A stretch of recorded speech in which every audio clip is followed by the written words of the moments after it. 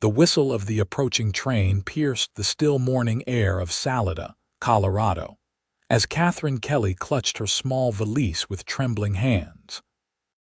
At just 20 years of age, her rounded belly beneath her worn traveling dress told a story that had already cost her everything she once held dear.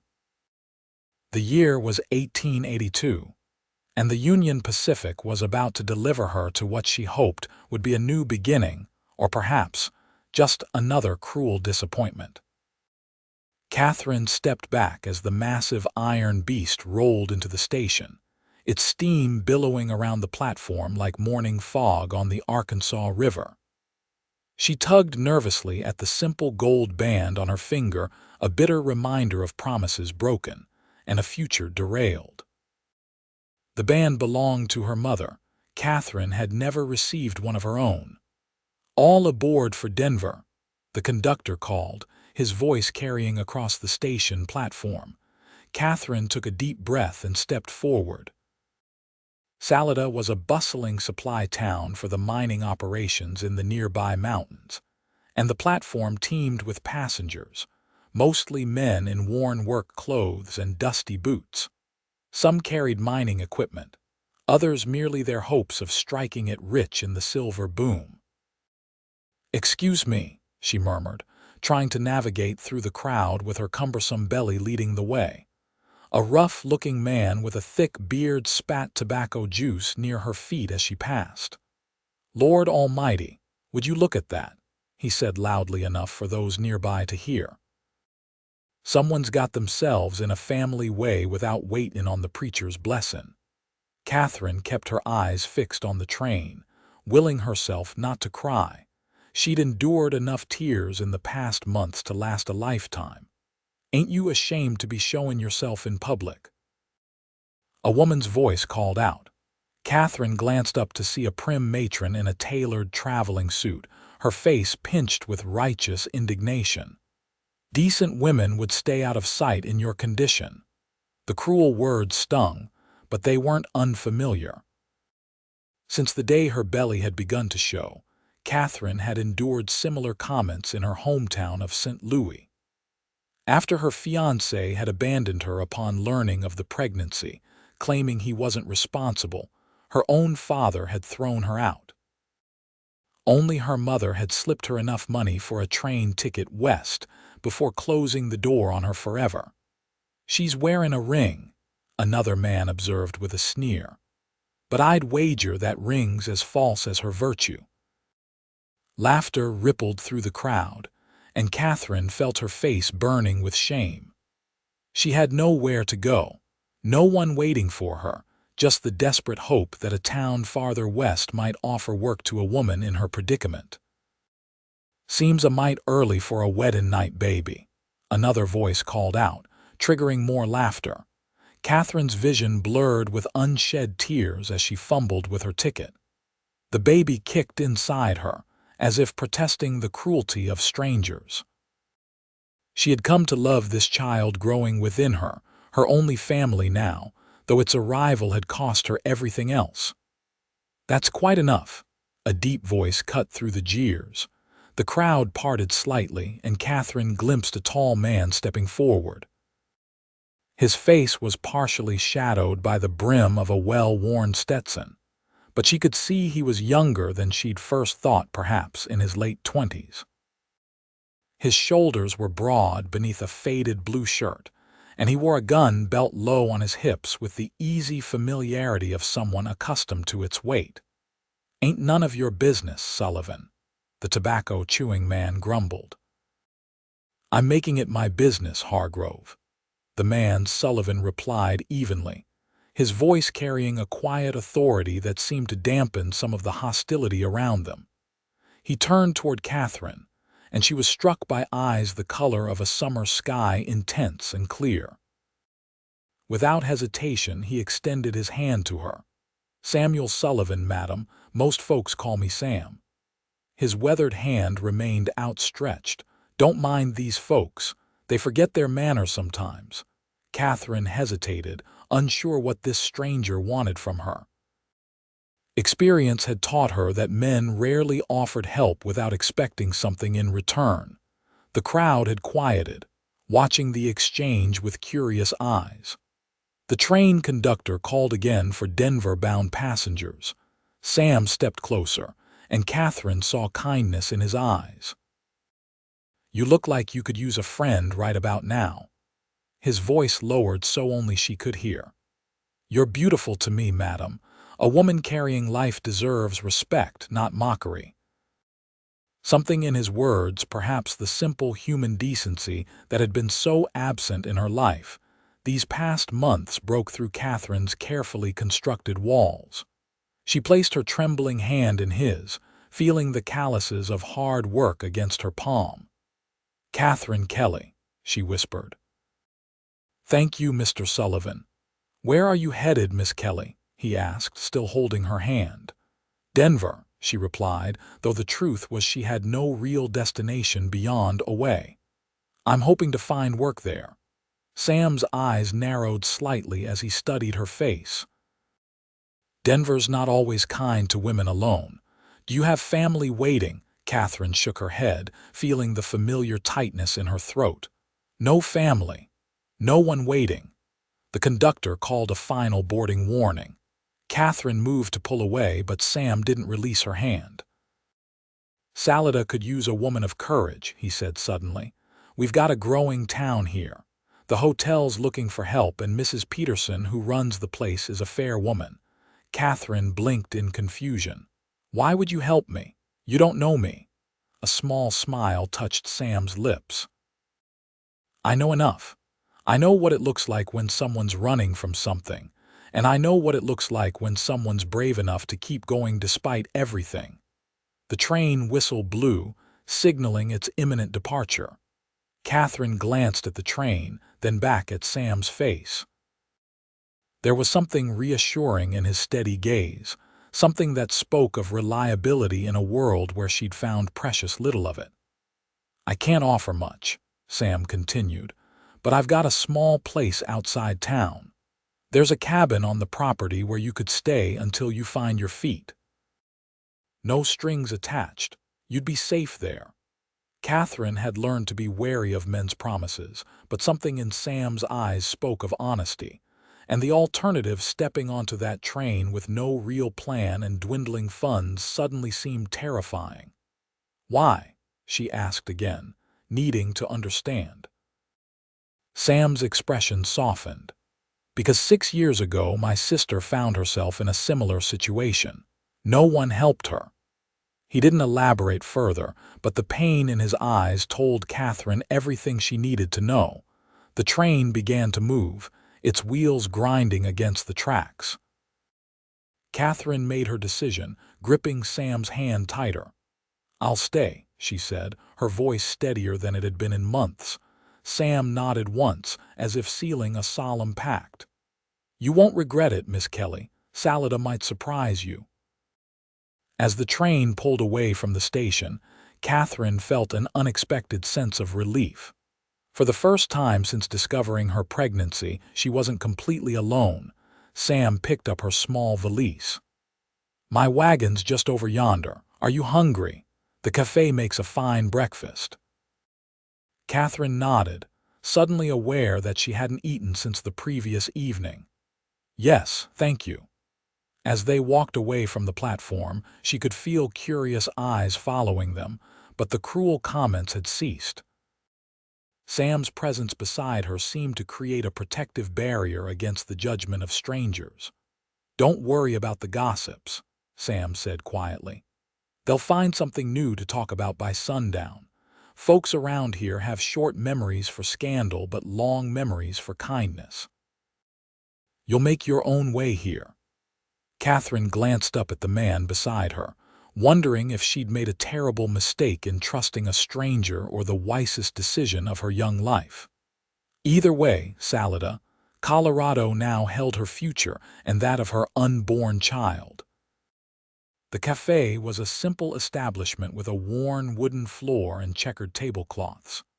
The delicious smell of fresh biscuits and bacon filled the air, making Katherine's stomach growl audibly. She blushed, but Sam pretended not to notice as he led her to a table by the window. A plump woman with graying hair tied back in a neat bun approached their table. "Morning, Sam." Her curious eyes moved to Katherine. "Who's your friend?" "Morning, Irene. This is Miss Katherine Kelly. She's new to Salida and might be looking for work at Peterson's hotel." Sam's tone was casual, as if bringing pregnant strangers to breakfast was an everyday occurrence. "Miss Kelly, this is Irene Cooper, makes the best apple pie in 3 counties." Irene's gaze lingered on Katherine's rounded belly, but her expression remained neutral. "Welcome to Salida, Miss Kelly." "What can I get for you both?" "The full breakfast for me," Sam replied, "and whatever the lady would like." "The same, please," Katherine said quietly. "If it's not too much trouble." Irene smiled. "No trouble at all, honey. You look like you could use a good meal." She patted Katherine's shoulder gently before heading back to the kitchen. Once they were alone, Katherine folded her hands on the table. "Mr. Sullivan, Sam, please." "Sam," she corrected. "I need to understand what you're offering." "In my experience, men don't extend kindness without expecting compensation." Sam's expression darkened momentarily. "I'm not that kind of man, Miss Kelly. The cabin I mentioned is separate from my house. You'd have your privacy. I only offer it because it's sitting empty and you need a place to stay." He paused. "My sister Emma, she died. The baby too, no one would help her." Katherine's hand instinctively went to her belly. "I'm very sorry." Sam nodded his acknowledgement. "I couldn't help Emma, but I can help you." "That's all this is." Irene returned with 2 cups of steaming coffee, setting one before each of them.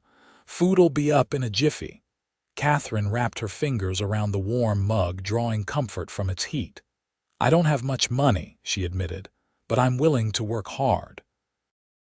I was trained as a teacher back in St. Louis, though I doubt anyone would hire me in my condition. Mrs. Peterson at the hotel is practical. She cares more about work ethic than appearances, and once the baby comes, teaching might be a possibility.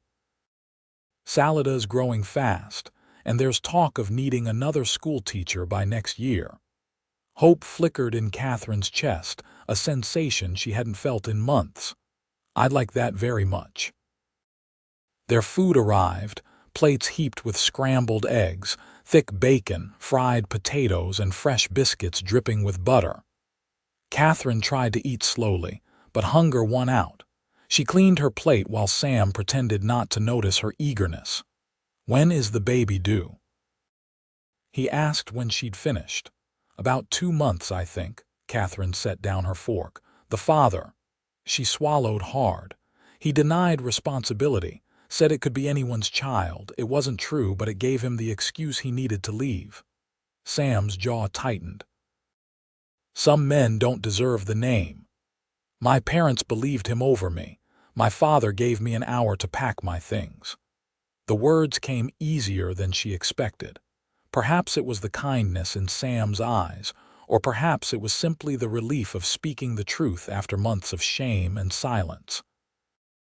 "Their loss," Sam said simply. "A grandchild is a blessing, not a scandal." Katherine studied the man across from her, his sun-weathered face, the small scar near his right eyebrow, the steadiness in his gaze. He was handsome in a rugged way, but it was his quiet strength that drew her attention. She'd known few men like him. "What do you do here in Salida?" she asked. "I raise horses mostly. Got a small ranch about 3 miles outside town. Train them for the miners, ranchers, and such. Do some guiding for hunting parties in the mountains when the season's right." "And you live alone?" A small smile touched his lips. "Just me and about 20 horses, plus a cranky old dog named Buck who thinks he runs the place." Katherine found herself smiling back. "I like horses. And dogs. I had a spaniel when I was a girl." Sam paid for their meal despite Katherine's protests. As they left the cafe, he pointed out various buildings in town: the general store, the bank, the small church, and at the end of the main street, a three-story building with a freshly painted sign, Peterson's Hotel. "Would you like to speak with Mrs. Peterson now?" Sam asked. "Or would you prefer to rest first? The journey must have been tiring." Katherine straightened her shoulders. "I'd like to speak with her now if that's all right. The sooner I can arrange work, the better I'll feel." Sam nodded approvingly. "I thought you might say that." The hotel lobby was clean and modestly furnished, with a polished oak reception desk and several comfortable-looking chairs. A stern-faced woman with silver-streaked black hair looked up as they entered. "Samuel Sullivan, twice in 1 month." "The world must be ending," she said dryly, though Katherine detected affection beneath the gruff exterior. "Mrs. Peterson, I'd like you to meet Miss Katherine Kelly. She's new to Salida and looking for work." The older woman's sharp eyes assessed Katherine from head to toe, lingering briefly on her pregnant belly before returning to her face. "What skills do you have, Miss Kelly?" Katherine stepped forward. "I can read and write well, madam. I'm good with figures." "I was trained as a teacher, though I understand that position might not be appropriate for me at present.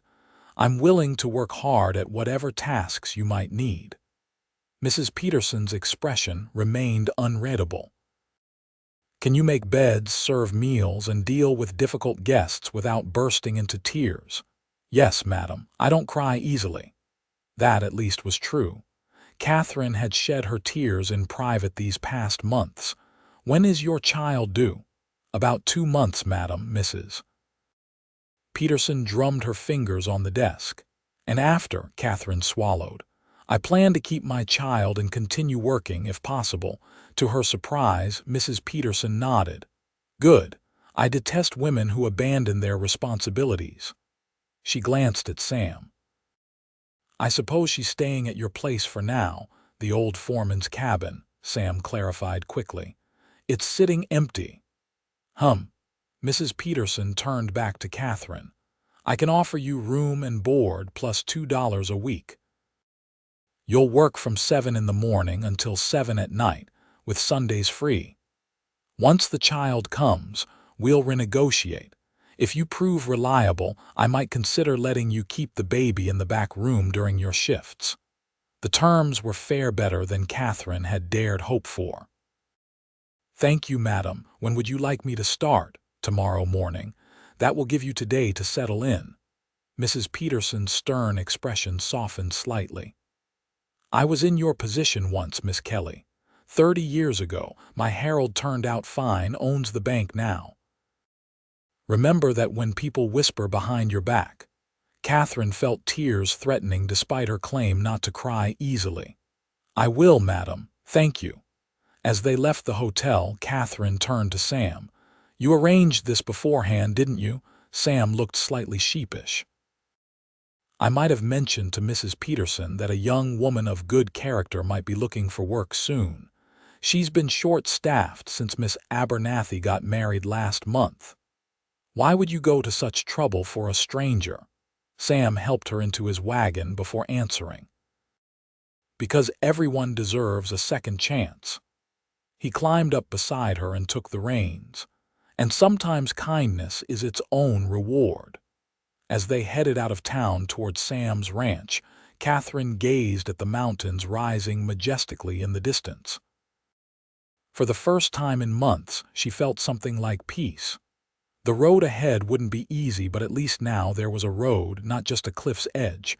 "Thank you," she said softly, "for everything." Sam nodded, keeping his eyes on the trail. "Welcome to Salida, Miss Kelly. I think you'll find it suits you."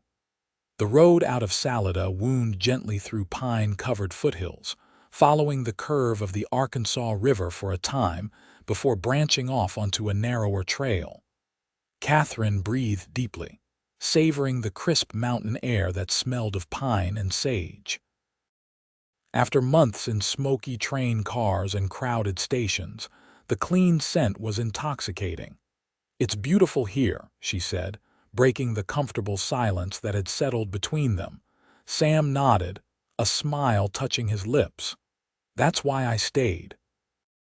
Came out here after the war looking for silver like everyone else. Found this land instead." "You fought in the war?" Katherine asked, noticing for the first time a slight stiffness in the way he held his left shoulder. "Union cavalry. Was at Gettysburg and a few others I try not to remember." His expression clouded briefly before clearing. That was a lifetime ago. Katherine studied his profile, wondering what horrors he had witnessed as a young man. The war had ended 17 years ago, which meant Sam must have been just a boy when he enlisted. "My father fought as well," she offered. "He came back changed. My mother said he used to laugh more before." Sam made a sound of understanding. "War changes a man, some better, some worse." He pointed toward a stand of aspen trees ahead. "We're almost there. My place is just beyond that ridge." As they crested the small hill, Katherine caught her breath. Below them stretched a valley cupped by mountains on 3 sides. A modest but well-maintained house of weathered wood stood near its center, surrounded by several outbuildings and corrals where horses of various colors grazed peacefully. A small creek cut through the property, its banks lined with willows and cottonwoods just beginning to show their spring green. "It's lovely," Katherine whispered. "It's not much," Sam replied, though pride colored his tone. "But it's paid for and the land's good. Those mountains protect us from the worst of the winter storms." They descended into the valley, and Katherine noticed a smaller cabin set apart from the main house, near a copse of pine trees. "That's the foreman's cabin," Sam explained, following her gaze. "Built it when I thought the ranch would grow bigger than I could handle alone. Never hired that foreman, though." As they approached the main house, a large dog with grizzled fur came bounding toward the wagon, barking enthusiastically. Sam pulled the horses to a stop. "That's Buck," he said. "Don't let his noise fool you. He's gentle as a lamb once he knows you're a friend." The dog circled the wagon, sniffing curiously. When Sam jumped down and offered Katherine his hand, Buck approached cautiously, his tail wagging tentatively. "It's all right," Sam told him. "She's a friend." Katherine extended her hand, letting Buck sniff her fingers before gently stroking his head. "Hello, Buck." The dog's tail wagged faster and he pressed against her skirts, nearly unbalancing her. "Careful there." Sam steadied her with a hand on her elbow. "He forgets his size sometimes." Katherine laughed, the sound surprising her. It had been so long since she'd had reason to laugh. "He's wonderful." Sam's eyes warmed at her delight. "Come on, I'll show you to the cabin. You must be tired." The foreman's cabin was small but solidly built, with a main room containing a stone fireplace, a sturdy table with 2 chairs, and a narrow bed against one wall. A smaller room off to the side held a washstand and copper tub. "It's not much," Sam said, setting her valise on the table. "But it's weathertight and warm once the fire gets going." "It's perfect," Katherine replied honestly. After months of uncertainty, the simple cabin seemed like a palace. "There's a pump out back for water. Outhouse is behind that stand of pines. I'll bring you some firewood and get the stove going." Sam moved about efficiently, checking the small cast iron stove in the corner. "There's a lock on the door if you'd feel safer." He said this casually, but Katherine understood the reassurance he was offering. "Thank you." While Sam fetched firewood, Katherine explored the cabin more thoroughly. The bed had a clean mattress but no linens. The cupboards held a few basic dishes and cooking utensils. It was sparse but serviceable. Sam returned with an armload of split pine. He knelt at the stove, arranging the wood and lighting it with practiced movements. "I'll bring you some bedding from the house, and some food to tide you over." "I can't accept so much without giving something in return," Katherine protested. Sam straightened, brushing dust from his hands. "Consider it a loan, then. Once you're settled at Mrs. Peterson's, you can pay me back if it makes you feel better. Before Katherine could respond, she felt a sharp kick from the baby. She gasped softly, her hand flying to her belly. "Are you all right?" Concern furrowed Sam's brow. "Yes," she smiled, placing her hand over the spot where she'd felt movement. "The baby's kicking. It happens often now." Sam's expression softened. "May I?" he asked hesitantly, extending his hand. The request surprised her, but Katherine nodded, guiding his large, weathered hand to the right spot on her belly. For a moment, nothing happened, and then the baby kicked again, harder this time. Sam's face transformed with wonder. "Strong little one," he murmured. "Yes, he or she certainly is." Katherine felt an unexpected connection to this kind stranger as they shared this moment. She gently withdrew her hand, and Sam quickly pulled his away as well, clearing his throat. "I'll get those supplies for you," he said, his voice slightly gruff. "Make yourself at home." Left alone, Katherine sank into one of the wooden chairs, suddenly overwhelmed by the day's events. That morning, she had been a desperate woman with nowhere to go. Now she had shelter, a job, and perhaps even a friend. Tears of relief spilled down her cheeks, and she made no effort to stop them. When Sam returned a short time later, she had composed herself. He carried a bundle of linens, a basket of food, and a small wooden box. Bedding, some provisions, and this, he set down the box. Some things that might be useful for the baby. They were Emma's, never used. Pain flickered across his features, but he continued. Seemed ashamed to let them go to waste. Katherine opened the box to find tiny gowns, blankets, and knitted booties, all lovingly made. "Oh, Sam, I couldn't possibly, please," he interrupted. "Emma would have wanted them used." Katherine nodded, touched by his generosity. "Thank you. I'll treasure them." Sam helped her make up the bed and showed her how to regulate the stove's heat. "I'll leave you to rest now. My place is just up the hill if you need anything. Don't hesitate to come get me, day or night." "You've been more than kind," Katherine said, following him to the door. "I don't know how to thank you." "No thanks needed." Sam settled his hat back on his head. "I'll come by in the morning to drive you into town for your first day at the hotel." After he left, Katherine unpacked her meager belongings and arranged the baby items in a small chest of drawers. The food Sam had brought included bread, cheese, dried apples, and salted beef, simple fare but more than adequate. Later, as twilight settled over the valley, she sat on the small porch, wrapped in a quilt against the evening chill. The mountains loomed dark against the star-filled sky, and the soft nickering of horses drifted on the gentle breeze. In the distance, a coyote called, its lonely cry echoing through the valley. Katherine placed a hand on her rounded belly, feeling the baby shift within her. "We've found a safe place," she whispered, "at least for now." For the first time in months, she slept deeply, without fear of what the next day would bring. The following morning, Sam was true to his word, arriving just after sunrise to drive Katherine into town. He'd brought a thermos of hot coffee and some freshly baked biscuits. "Sleep well?" he asked, helping her into the wagon. "Better than I have in months," she admitted, accepting the coffee gratefully. The morning air was crisp, and a thin layer of frost covered the ground. "Is it always this cold in May?" "Mountain weather," Sam explained. "Warm days, cold nights. It'll be proper summer soon enough." The ride into town was pleasant, with Sam pointing out landmarks and sharing bits of local history.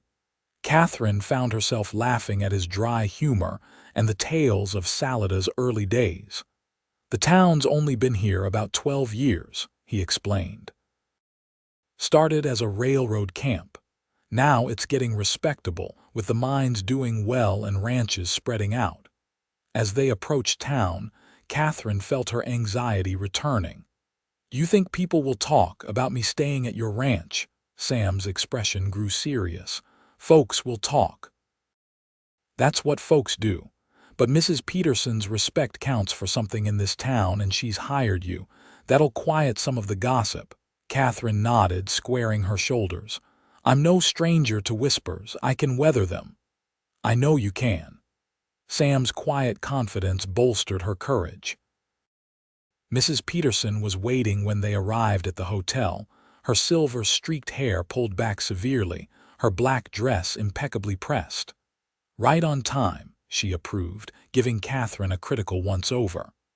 "The uniform's in your room. Third floor, end of the hall. It's small but private." She turned to Sam. "I'll take good care of her, Sullivan. You can stop hovering like a mother hen." Sam tipped his hat to both women. "I'll come by at 7 to drive you back to the cabin," he told Katherine. "That won't be necessary," Mrs. Peterson interjected. "Miss Kelly will be staying here." "The room comes with the position."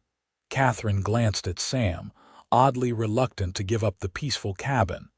"But my things, I'll bring them by later today," he promised. "Mrs. Peterson's right. It makes more sense for you to stay in town." "I'll expect you both for supper tonight, Mrs. Peterson said, in a tone that brooked no argument. 6 o'clock sharp. Now, Miss Kelly, let's get you settled so you can begin work." The day passed in a blur of new faces and tasks. Katherine learned the layout of the 15-room hotel, the proper way to turn down beds according to Mrs. Peterson's exacting standards, and how to politely but firmly deal with difficult guests. By afternoon, her back ached and her feet throbbed, but she worked steadily, determined to prove her worth. Mrs. Peterson watched her closely but offered no criticism, which Katherine took as a good sign. The other hotel employees a cook named Martha, a young maid called Betsy, and a gruff handyman named Joe were cautiously friendly, clearly taking their cues from their employer. At 6 o'clock, Katherine changed out of her work uniform, a plain gray dress with a white apron, and made her way downstairs for supper. Sam was already there, freshly shaven and wearing a clean shirt, talking easily with Mrs. Peterson. "Ah, there you are, Mrs. Peterson said as Katherine entered the small private dining room behind the kitchen. "Sit down before you fall down, girl. First days are always the hardest." The meal was simple but delicious: roast chicken, potatoes, and early spring vegetables from Mrs. Peterson's garden. Katherine ate hungrily, suddenly ravenous after the day's exertions. "How did she do?" Sam asked Mrs. Peterson, though his eyes remained on Katherine. "Adequately," the older woman replied, which Katherine suspected was high praise. "Quick learner, doesn't whine." "I brought your things from the cabin," Sam told Katherine, "and some extra firewood for your room. The nights get cold still." "Thank you." Katherine felt a rush of gratitude for this man who continued to look out for her welfare without being asked. "And thank you for the job, Mrs. Peterson. I promise you won't regret hiring me." Mrs. Peterson's stern expression softened slightly. "I rarely regret my decisions, Miss Kelly. That's why I'm still in business when others have failed." She set down her fork. "Now, there's something we need to discuss." Katherine tensed, wondering if she'd made some mistake during the day's work. "You need proper medical care in your condition," Mrs. Peterson continued. "Dr. Harris comes through town every second Tuesday. I've arranged for him to see you when he arrives next week." "I can't afford a doctor," Katherine protested. "Consider it an advance on your wages," Mrs. Peterson replied firmly. "I won't have you risking your health or the child's. Bad for business if my employees collapse." The gruff words couldn't disguise the genuine concern, and Katherine felt tears threatening. "Thank you." After supper, Sam walked Katherine to her room on the 3rd floor. It was indeed small, with just enough space for a narrow bed, a washstand, and a small chest of drawers, but it was clean and private, with a window overlooking the mountains. "Will you be comfortable here?" he asked, setting down her valise. "Yes, very." Katherine moved to the window, admiring the view of the sunset painting the mountains in shades of gold and pink. "It's beautiful." Sam stood beside her, close enough that she could feel the warmth of him but not so close as to be improper. "Salida means exit in Spanish," he said, "because it's where the Arkansas River exits the mountains. Always thought it was fitting, a place of new beginnings." Katherine turned to face him. "Why are you being so kind to me, Sam? The truth." He was quiet for a long moment, his blue eyes serious. "After Emma died, I made a promise that if I ever had the chance to help someone in her situation, I would." He glanced away. "But it's more than that now. You remind me that there's still good in this world, Miss Kelly. Courage, determination. Those are rare qualities." "Katherine," she said softly. "Please call me Katherine." A smile touched his lips. "Katherine." He stepped back, putting a proper distance between them. "I'll come by tomorrow evening if that's all right. See how you're settling in." "I'd like that." After he left, Katherine prepared for bed, her mind filled with the day's events.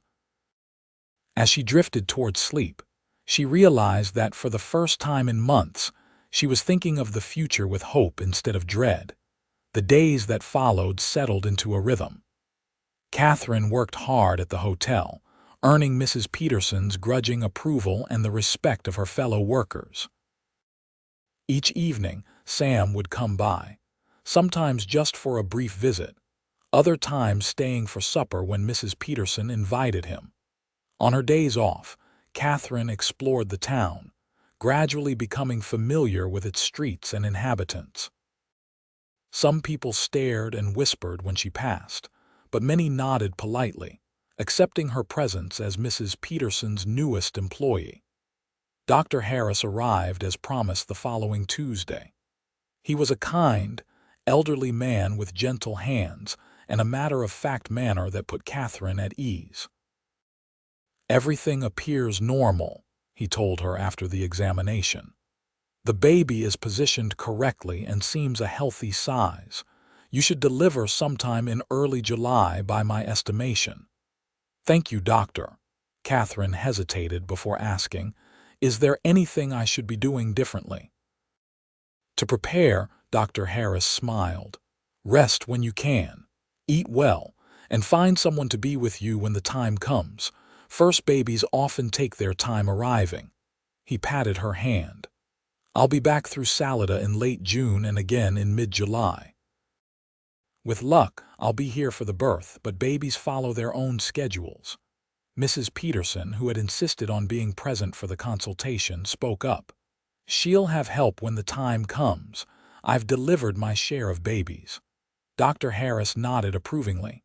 "Good. Between us, Miss Kelly will be well cared for." He packed his instruments back into his bag. "I'll see you in June, young lady." As May turned to June, Katherine's belly grew larger and her movements became more awkward. Mrs. Peterson quietly reassigned her to less physically demanding tasks, managing the guest register, mending linens, and keeping the books. "No sense having you climbing stairs all day," she said gruffly when Katherine protested. "Your penmanship is better than mine anyway." Sam continued his daily visits, often bringing small gifts, wild strawberries he'd found in a mountain meadow, a book of poetry from the Mercantile, a rocking chair he'd repaired for her room.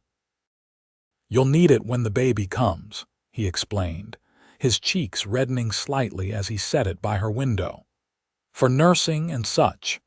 Katherine was touched by his thoughtfulness and increasingly aware of how much she looked forward to his visits. There was a quiet strength to Sam that she found deeply comforting.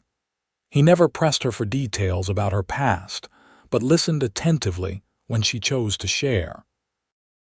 One evening in mid-June, as they sat on the hotel's back porch watching the sunset, Katherine found herself telling him about the baby's father. "His name was William," she said, her hands resting on her swollen belly. "He worked as a clerk in my father's store. He was charming, educated. Said he loved me. She paused, the old pain rising again. When I told him about the baby, he laughed, said I couldn't prove it was his. Then he left town the next day. Sam's jaw tightened, but he remained silent, letting her speak. My father believed him over me. Said I had dishonored the family name. Catherine's voice grew bitter, as if the dishonor was in carrying the child rather than in abandoning it. Sam finally spoke. Some men aren't worthy of the gift they're given.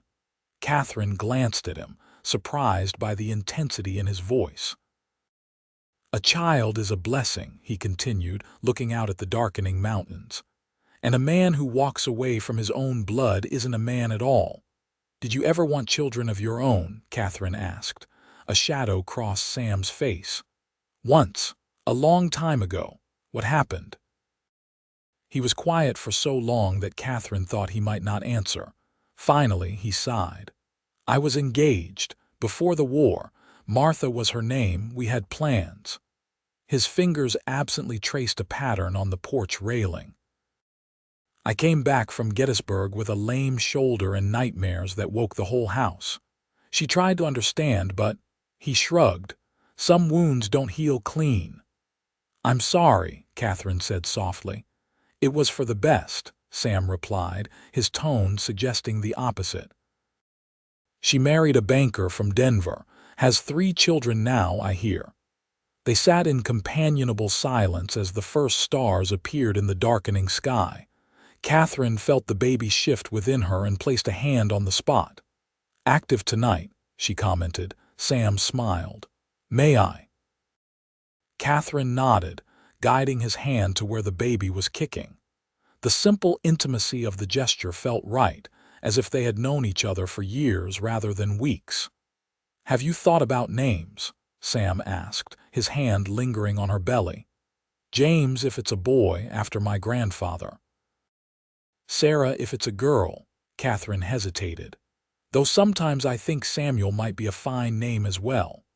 Sam's eyes met hers, surprise and something deeper reflected in their blue depths. I'd be honored, he said softly. A warm understanding passed between them, unspoken but undeniable. Katherine felt her heart quicken, aware that her feelings for this kind, steady man had grown beyond mere gratitude. The moment was interrupted by Mrs. Peterson calling from inside. Storm's coming up from the south. Better get inside before you both get soaked. As if on cue, a distant rumble of thunder rolled across the valley. Sam stood, offering Katherine his hand. Best get you inside. As they reached the hotel's back door, the first heavy raindrops began to fall. Sam hesitated. I should head home before it gets worse. Be careful, Katherine said, suddenly reluctant to see him go. He nodded, pulling his hat lower against the increasing rain. I'll see you tomorrow. Katherine watched from her window as he rode away, his figure growing indistinct in the gathering storm. That night, as rain lashed against the glass and lightning illuminated the mountains, she lay awake, her thoughts filled with Sam Sullivan and the unexpected turn her life had taken in Salida. The following day, Sam didn't come to the hotel as usual. Katherine told herself not to worry. The storm had been fierce, and the trails might be muddy and treacherous. Still, by evening, a sense of unease had settled over her. Sullivan's probably just busy with his horses, Mrs. Peterson said when Katherine mentioned his absence. That storm would have them spooked, but when another day passed with no word from Sam, Katherine's concern deepened. Something's wrong, she told Mrs. Peterson. He wouldn't stay away without sending word. The older woman frowned. Joe can ride out tomorrow and check on him if you're that worried. Thank you, Katherine replied, relieved. I would appreciate that. But Joe's visit the next morning brought troubling news. Sullivan's got himself laid up, he reported to Mrs. Peterson, with Katherine anxiously listening. Took a fall when his horse spooked in the storm. Banged up his bad shoulder something fierce and cracked a couple ribs. Found him trying to feed his horses one-handed, stubborn as always. Is he all right? Katherine asked, her voice tight with concern. Joe shrugged. He's managing, but barely. Says he'll be fine in a few days. That man would say he was fine if he was missing a leg, Mrs. Peterson muttered. Katherine, take the rest of the day. Go see to that foolish cowboy before he kills himself trying to prove he doesn't need help. But my work, Betsy and I can manage for one day, Mrs. Peterson interrupted. Joe will drive you out there. An hour later, Katherine found herself at Sam's ranch. The damage from the storm was evident. A large tree branch had fallen on one of the corrals, and debris was scattered across the yard. Joe helped her down from the wagon. I'll be back for you before sundown, he promised. Earlier if the weather turns. Katherine nodded her thanks and made her way to the main house. She had never been inside before and hesitated briefly before knocking on the door. It's open, Sam's voice called, sounding strained. Katherine entered to find a simply furnished but comfortable living room. A stone fireplace dominated one wall, and sturdy furniture built for use rather than show was arranged practically around it. Sam was seated in an armchair, his left arm secured against his body with a makeshift sling, his face pale with pain. Katherine, he said, clearly surprised to see her. You shouldn't have come all this way. Joe told us what happened. She moved to his side, assessing his condition with concern. Why didn't you send for help? Sam grimaced as he shifted in his chair. I've had worse. Just needed a day or two to get my feet back under me. Katherine gave him a stern look. You're a terrible liar, Sam Sullivan. She placed her hand on his forehead. And you're running a fever. It's nothing, he protested, though he didn't pull away from her touch. Have you eaten today? When he didn't answer, Katherine sighed. That's what I thought. Where's your kitchen? Despite Sam's protests, Katherine set to work. She found the kitchen well stocked but disorganized, clearly the domain of a man who lived alone. Soon she had a pot of broth simmering on the stove and bread warming in the oven. You don't have to nurse me, Sam said when she brought him a cup of water. I don't want to be a burden. Katherine sat on the footstool beside his chair. After everything you've done for me, the least I can do is make sure you don't starve to death out of sheer stubbornness. Her tone softened. Let me help you, Sam, please. Something in her voice must have reached him because the resistance faded from his expression. All right. While the broth simmered, Katherine tidied the living room, built up the fire, and helped Sam take some laudanum for the pain. By the time she brought him a bowl of broth and warm bread, his color looked better. This is good, he admitted after the first spoonful. Thank you, Katherine smiled. You're welcome. As Sam ate, Katherine explored the house, finding it neat but Spartan. There were few personal touches except for a small collection of books beside his bed and a daguerreotype on the mantel showing a young woman with Sam's eyes, his sister Emma. Katherine assumed. When she returned to the living room, Sam had finished eating and looked more alert. I've been a poor host, he said, letting you wait on me hand and foot. Nonsense, Katherine replied, taking his empty bowl. Friends help each other. You taught me that. A comfortable silence fell between them as Katherine banked the fire for the afternoon. Outside, the sun had emerged, casting warm light through the windows. Would you like to sit on the porch for a while? She suggested. The fresh air might do you good. With Katherine's help, Sam made his way to the porch, where a bench offered a view of the mountains and corrals. They sat side by side, watching as the horses grazed peacefully in the afternoon sunlight. Your home is lovely, Katherine said. You've built something beautiful here. Sam's eyes moved over his property with pride. It's taken years. When I first came, there was nothing but an old trapper's cabin and wild land. He glanced at her. Do you miss St. Louis? Katherine considered the question. I miss what I thought my life would be there, the teaching position I'd trained for, my parents' approval. She rested her hands on her belly. But I don't miss the city itself, or the person I was becoming there, always concerned with appearances and propriety. And now, she smiled, feeling the baby move beneath her hands, now I'm learning what matters: real kindness, hard work, building something that lasts. Her eyes met his.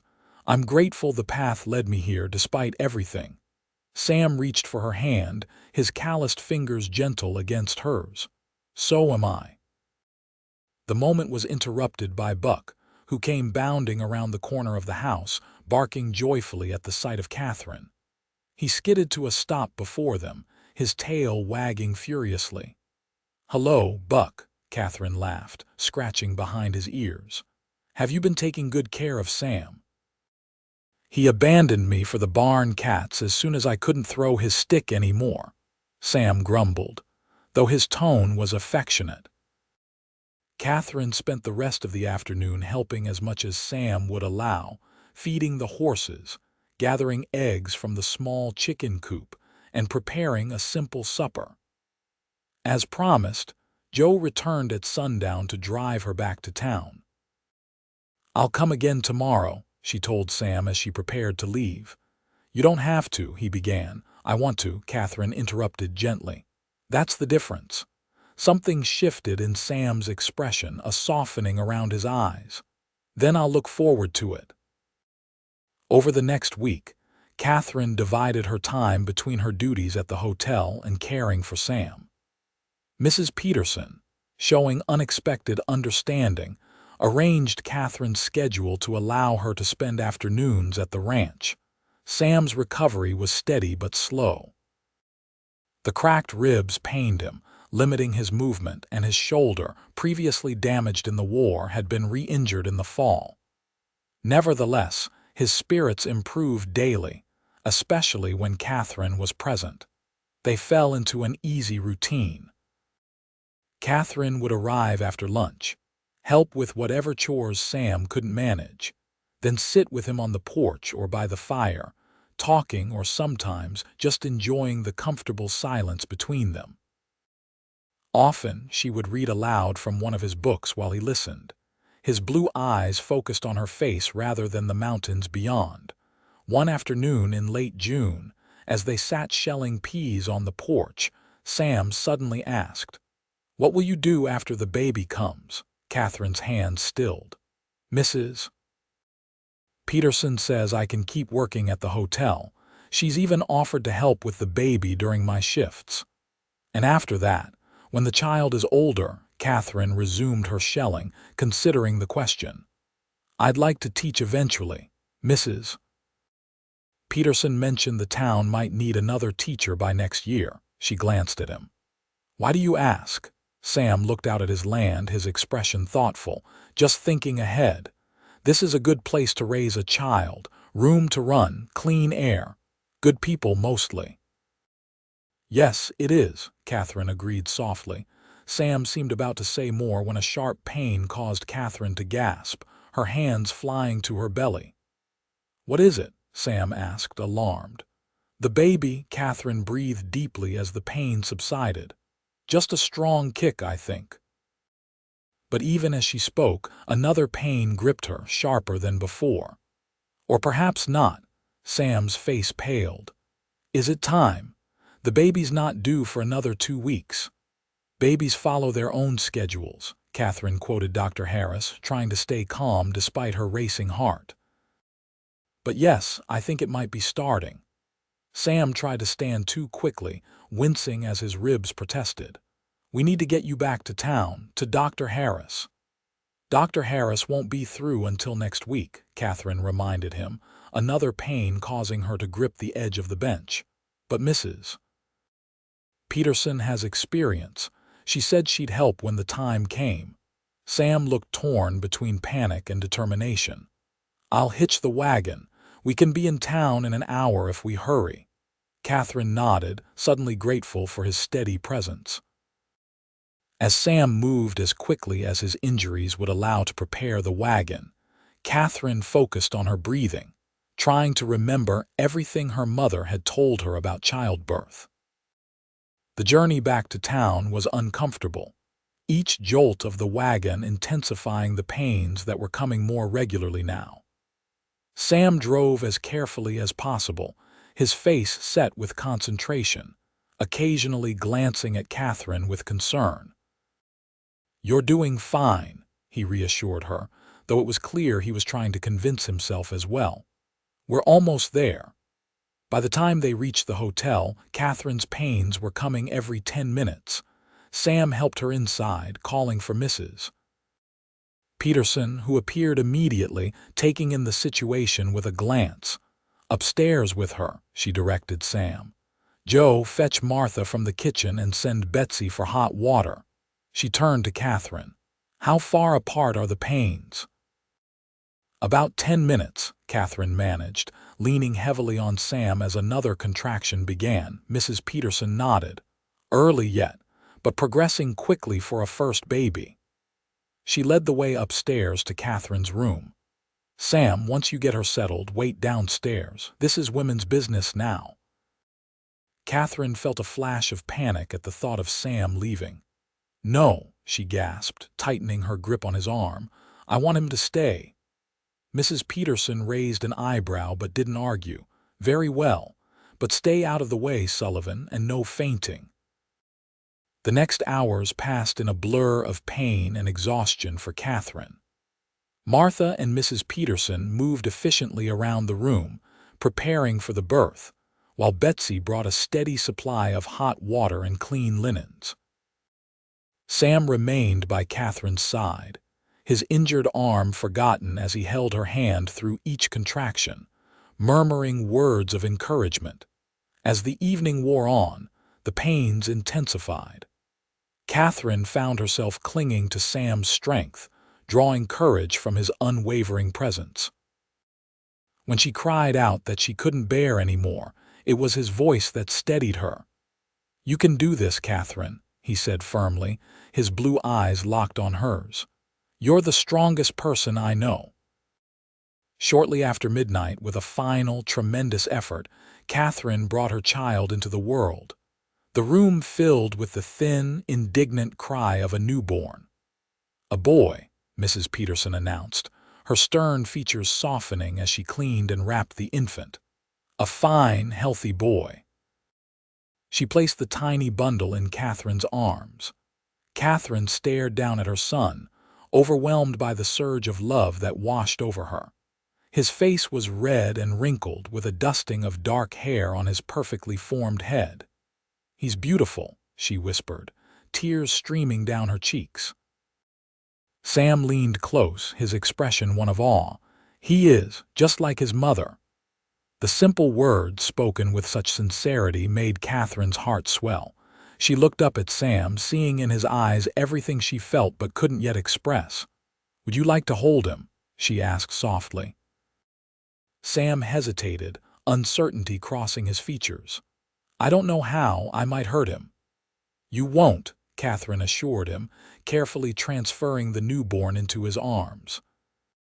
Sam cradled the tiny boy with infinite gentleness, his large, calloused hands supporting the baby's head as naturally as if he'd done it 100 times before. "Hello, little one," he murmured. "Welcome to the world."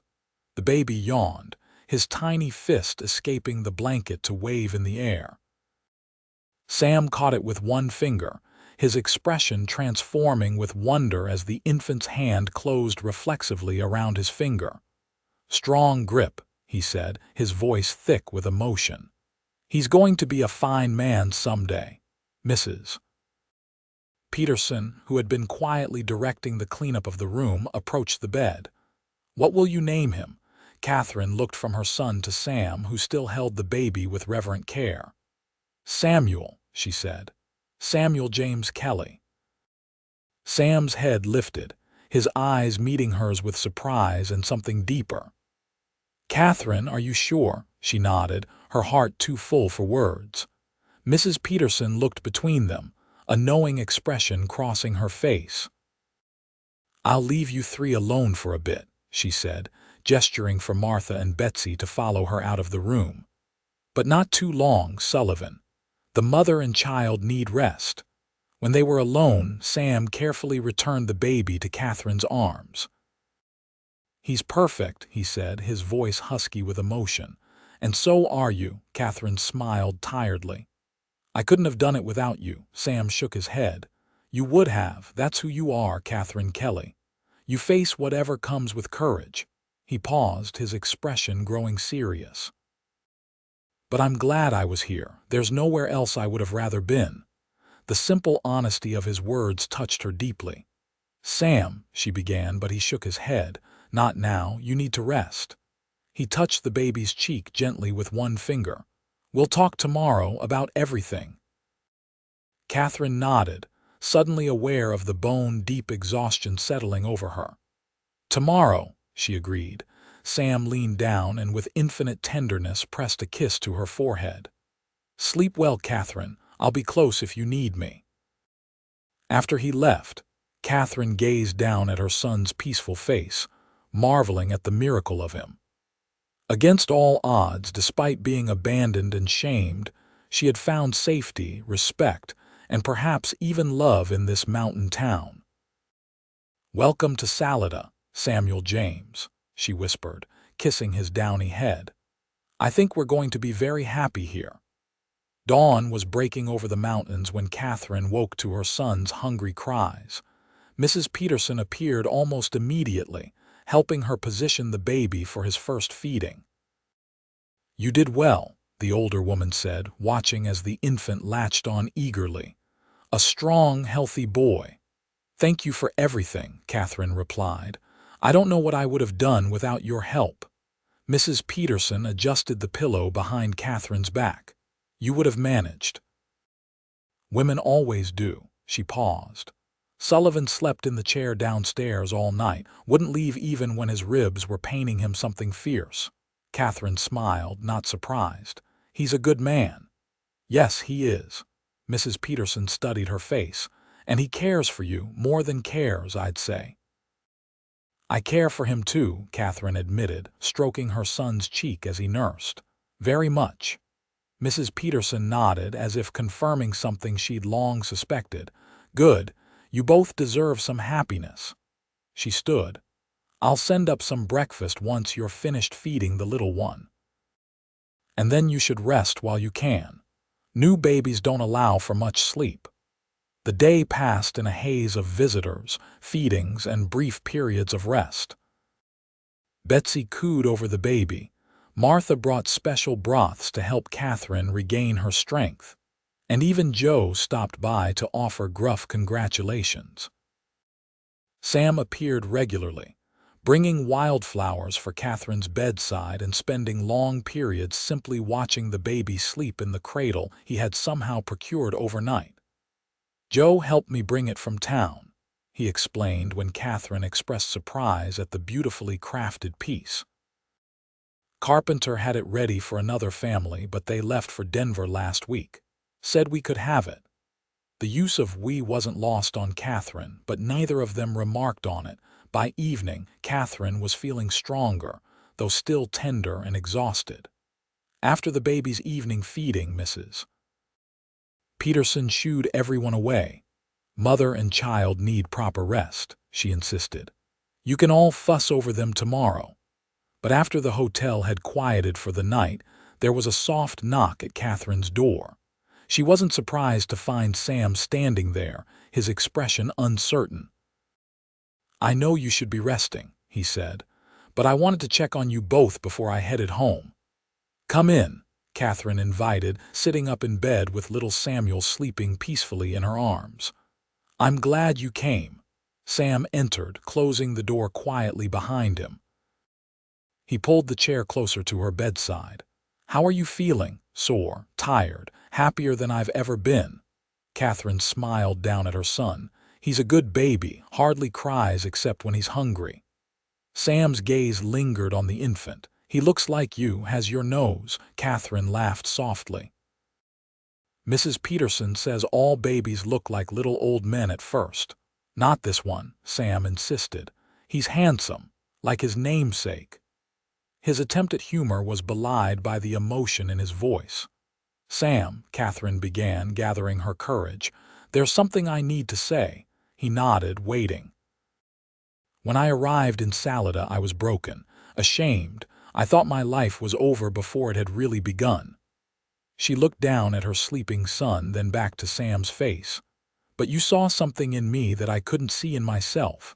Worth, strength, possibility." Sam started to speak, but Katherine continued. "Let me finish, please. This is difficult enough." She took a deep breath. "These past weeks, you've shown me what a good man truly is, not through grand gestures, but through daily kindnesses and unwavering support." "Katherine, I love you, Sam Sullivan." The words tumbled out, simple and true. "I didn't expect it. I wasn't looking for it. After William, I thought I'd never trust a man again, but I trust you, and I love you." Sam was silent for a long moment, his eyes holding hers, his expression unreadable. Then, with deliberate care, he moved from the chair to sit beside her on the bed. He lifted his hand to cradle her cheek, his touch infinitely gentle. "From the moment I saw you standing alone on that platform, I felt something I thought I'd never feel again," he said quietly. "You were so brave, facing those cruel words with your head high. I admired you before I even knew your name." His thumb brushed away a tear that had escaped down her cheek. "These weeks with you have been the happiest of my life, Katherine. You brought light back into a world that had grown dark for me." He glanced down at the baby. "Both of you did. Are you saying—" Katherine's voice caught. "I'm saying I love you," Sam finished for her. "And I love this boy as if he were my own blood." Katherine felt joy welling up inside her, so intense it was almost painful. "Sam, I know it's too soon," he continued. "You've just had a baby, you're still finding your place here in Salida." "I don't expect—" Katherine leaned forward and pressed her lips to his, silencing him with a kiss that held all the words she couldn't say. After a moment of surprise, Sam responded, his hand sliding to the back of her neck as he deepened the kiss with a tenderness that brought fresh tears to her eyes. When they finally pulled apart, both breathless, little Samuel stirred in Katherine's arms but didn't wake. "I want to do this properly," Sam said, his voice husky. "When you're stronger, when you're ready, I want to court you the way you deserve." Katherine smiled through her tears. "I think we're well past the need for formal courtship, Sam Sullivan." He grinned, the joy in his expression taking years off his face. "Nevertheless, some things should be done right." His expression grew more serious. "I want to build a life with you, Katherine, with both of you, a real family." "I want that too," she whispered, "more than anything." Sam leaned forward to kiss her again, his lips gentle against hers. "Then it's settled. We'll take it one day at a time, but we'll take it together." As if sensing the momentous decision that had just been made, little Samuel chose that moment to wake, his tiny face scrunching up as he prepared to cry. Katherine adjusted him in her arms, and he settled immediately. "He knows your voice," she told Sam. "Even before he was born, he would kick when you were near." Sam looked awed at the thought. "May I hold him again?" Katherine carefully transferred the baby to Sam's arms. Despite his injured shoulder, he held the infant with complete confidence, cradling him close to his chest. "Hello, Samuel James," he said softly. "I'm not your father by blood, but if your mother will have me, I promise to be the best father a boy could ask for, to teach you to ride and fish and be a good man." He glanced at Katherine. "And to love your mother every day for the rest of my life." Katherine felt her heart might burst with happiness. This man, who had appeared in her darkest hour like a guardian angel, was promising her everything she had thought forever lost: love, family, belonging. "We would be honored to have you as our family, Sam Sullivan," she said, her voice steady despite the tears that threatened again. Sam smiled, the kind of smile that transformed his entire face. "Then that's what we'll be. A family." As the first light of dawn crept through the window, painting the room in gentle gold, Katherine looked at the man and child before her future, unexpected and more beautiful than anything she could have imagined when she stepped off that train just weeks ago. Salida had indeed proven to be a place of new beginnings. Dr. Harris returned to town in mid-July and pronounced both mother and child to be thriving. By August, Katherine had resumed limited duties at the hotel, often with little Samuel sleeping peacefully in a basket behind the reception desk. Mrs. Peterson, despite her initial stern manner, proved to be utterly besotted with the baby, frequently taking him into her arms when Katherine needed both hands for her work. True to his word, Sam courted Katherine properly through the summer and early fall. He brought flowers and small gifts, took her on picnics in the mountain meadows when she felt strong enough, and spent endless hours simply sitting with her and Samuel, talking of the future and the life they would build together. The townspeople, seeing Mrs.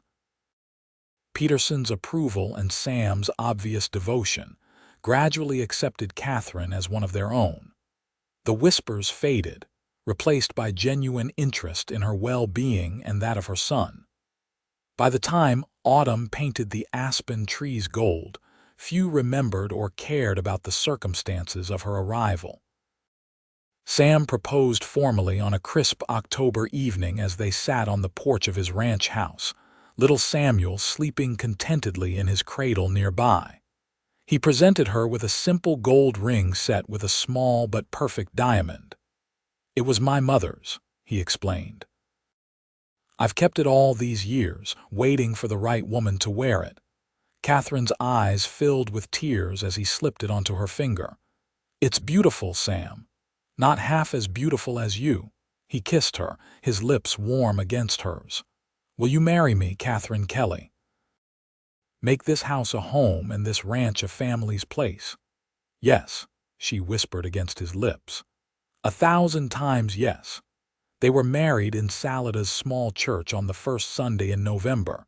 Mrs. Peterson insisted on hosting the reception at the hotel and personally oversaw every detail. Katherine wore a simple gown of ivory silk that Betsy and Martha had helped her sew, with Samuel James, now 4 months old, cradled in her arms during the ceremony. "I take you, Katherine, to be my lawfully wedded wife," Sam said, his voice strong and clear.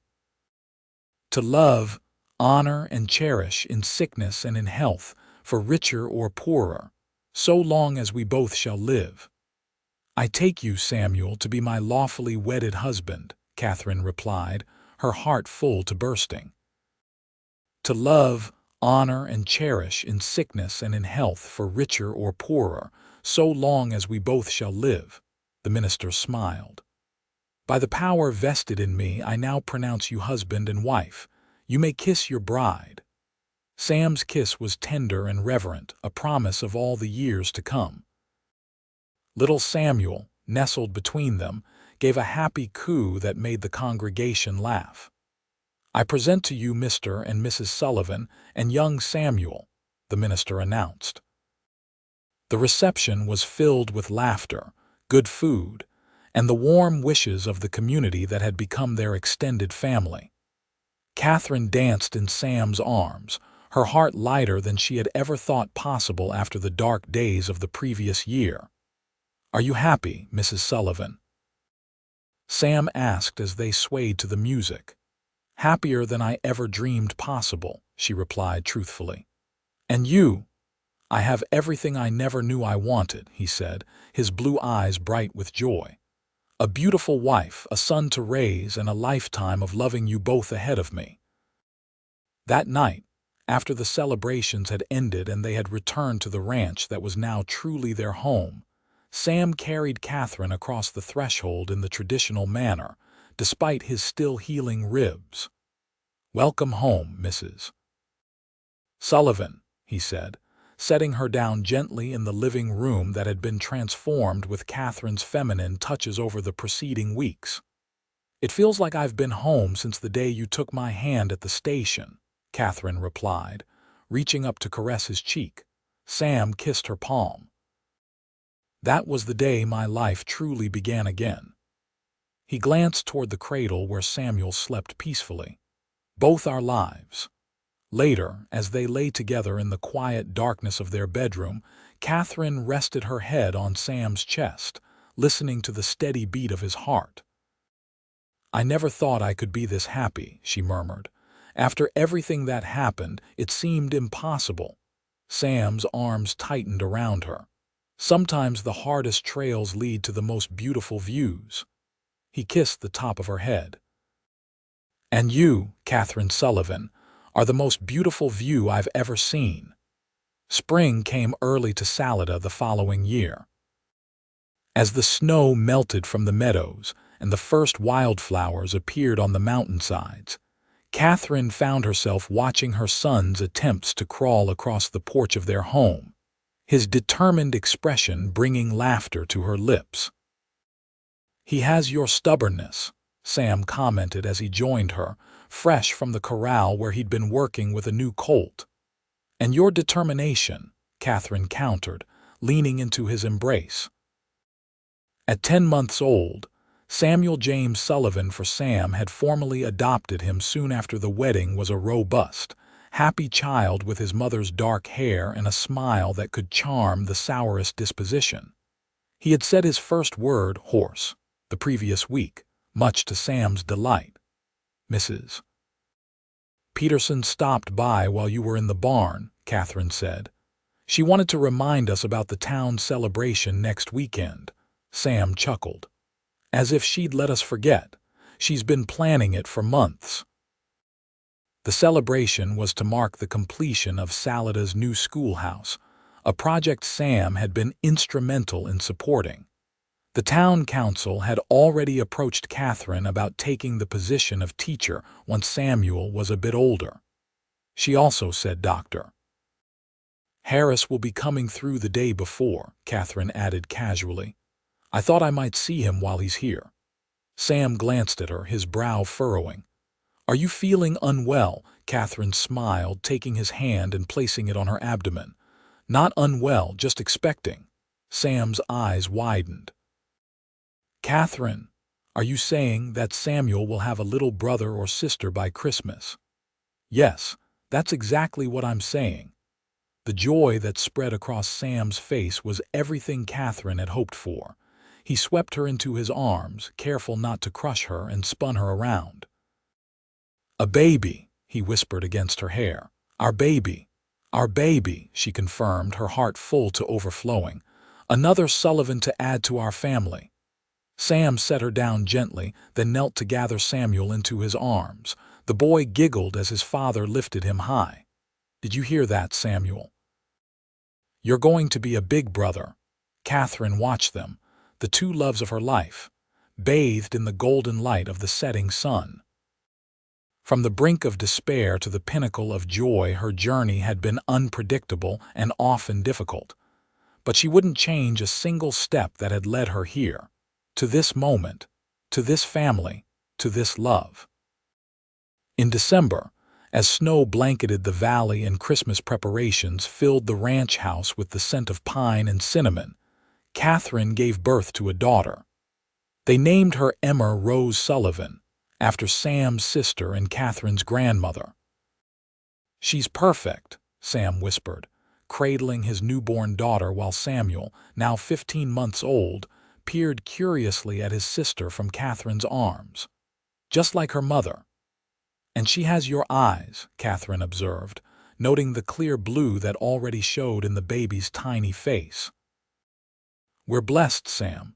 So very blessed." "We are," he agreed, sitting carefully on the edge of the bed beside his family. "And it all began because a brave woman stepped off a train in Salida." Katherine leaned against his shoulder, surrounded by the family she had once thought forever beyond her reach. "No," she corrected gently. "It all began because a kind man took my hand when everyone else turned away and told me I was beautiful to him." Sam kissed her softly. "You were beautiful then," he murmured against her lips, "and you grow more beautiful to me with each passing day." Outside, snow continued to fall, transforming the landscape into a pristine wonderland.